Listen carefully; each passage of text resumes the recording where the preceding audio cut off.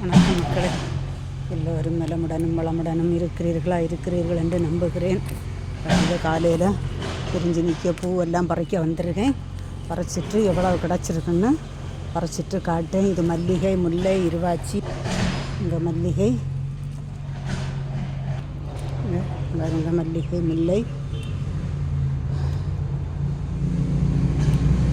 இன்னைக்கு பிரதோஷம் பார்த்துடுங்க. எல்லோரும் சிவன் கோயிலுக்கு போங்க. சிவன் கோயிலில் போய் சிவனருள் பெற்று வாங்க.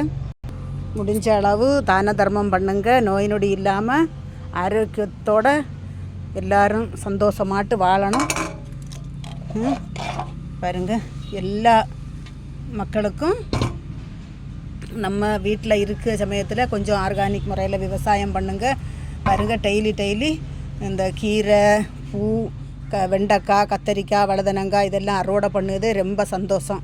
பற்றியெல்லாம் நம்மளால் முடிஞ்ச அளவு நம்ம தேவைக்கு வீட்டில் இருக்க பொம்பிள்ளை கொஞ்சம் விவசாயம் பண்ணுங்க.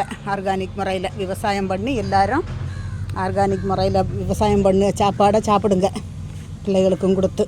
இதுதான் கேட்குது. நான் இதில் சொல்லியிருக்க தப்பாக இருந்தால் மன்னிச்சிடுங்க. வணக்கம். இன்னைக்கு காலையில், திங்கக்கிழமை காலையில் பூ, கீரை அறுவடை பண்ணியிருக்கேன். வணக்கம்.